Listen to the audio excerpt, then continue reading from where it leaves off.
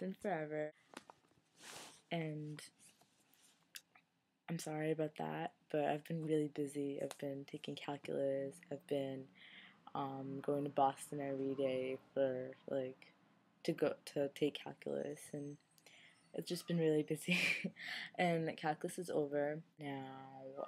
I am at home, and this whole week I've been really lazy and didn't really want to do anything. But on the day before calculus ended, I wrote myself a blog post in my notebook, so I would remember to type it up later. And couldn't have my computer on me. I didn't want to type it on my phone because it's just, that's just a pain. So I wrote it out, and I had a new idea in mind. We're trying to find a job, and as everyone knows, we're in a recession for one.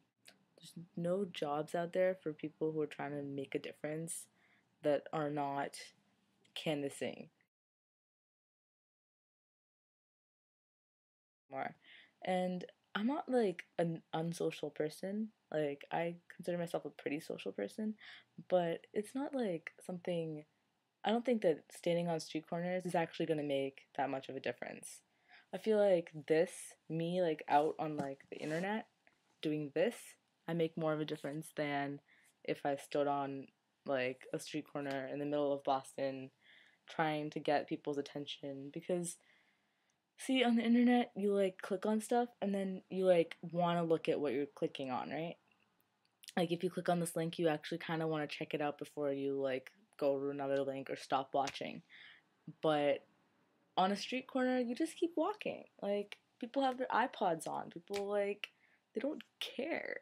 I've been one of these people. When you walk in a city, you just see yourself. You don't really see everyone else. Sometimes you people watch, but you don't seek out the people who are standing there. And there's I think I've done this before. I was waiting for my bus, and there's this guy who was talking about the Red Cross. This guy asked me, oh, do you know what, are you familiar with the Red Cross? Do you know what we do? And I was like, well, yeah, you do blood drives. And I couldn't explain very well because I was flustered. You can't catch someone off guard and expect them to respond very, very positively and knowledgeably when you're ambushed them when they don't want to hear from you.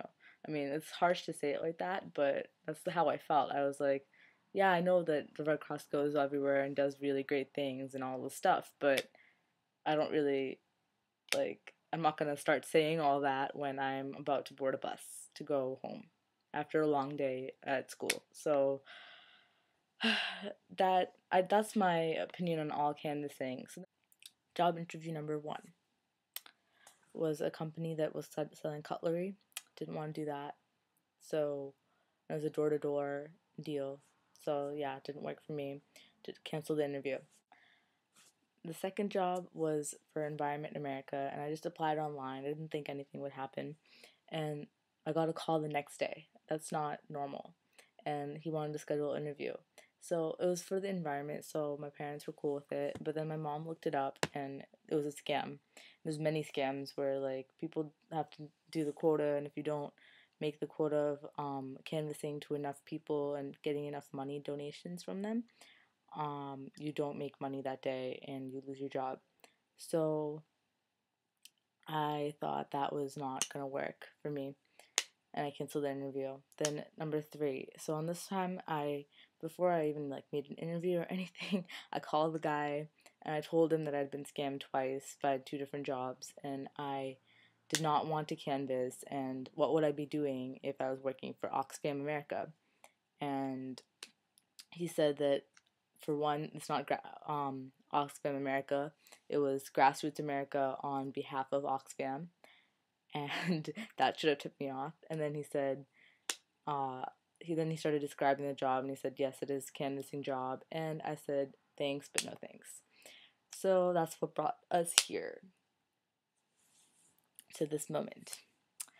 I was looking on DoSomething.org to find something to do because I can't find a job, and I was trying to look for volunteering things or just project ideas to do something, and I came across one of those things that just said, why don't you just write about a cause or make a video about a cause? and I thought, why not just make this into a big project? And thus, Activism July, it was born.